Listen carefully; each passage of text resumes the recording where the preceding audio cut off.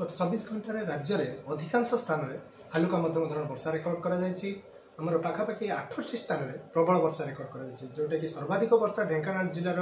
गोंडिया ठारे 72.2 मिलीमीटर सेहीपरि ढेंकानाल भुवन ठारे 72 मिलीमीटर ता सहित अनुगुल 8 मल्लिक 68 मिलीमीटर बौद्ध कंटमाल 66.2 एवं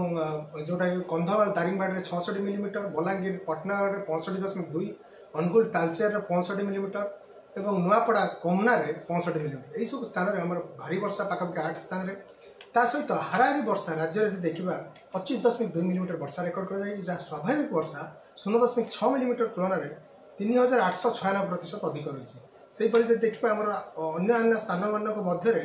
बौद्ध में 47.8 मिलीमीटर वर्षा रेकर्ड कर जहाँ स्वाभाविक वर्षा 0.1 मिलीमीटर तुलन में 47,700% अधिक रही अर्थात ये अस्वाभाविक वर्षा बोली आम कहीपर सेपरी कंधमाल 42.9 मिलीमीटर हाराहारी वर्षा ढेंकानाल 49.6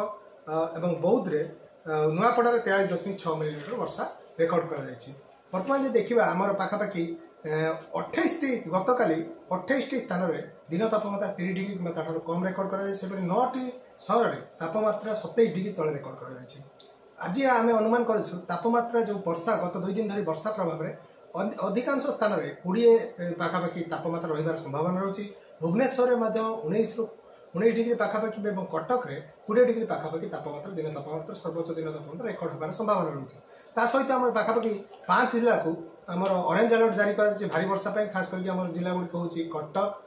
खोर्धा ता सहित नयागढ़ गंजाम और पुरी ये 5 जिले में 1-2 स्थान में वर्षार परिमाण 7 ରୁ 11 सेंटीमीटर संभावना आम ऑरेंज अलर्ट जारी कर उपकूलवर्ती जिला और तार पार्श्ववर्ती जिला गुड़िक बिजुली घड़घड़ी जनित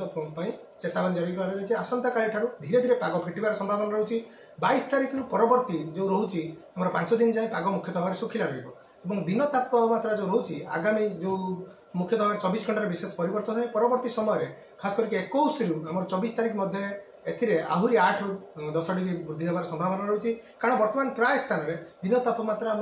14 ରୁ 15 डिग्री पर्यंत स्वाभाविक तुलन में कम रही।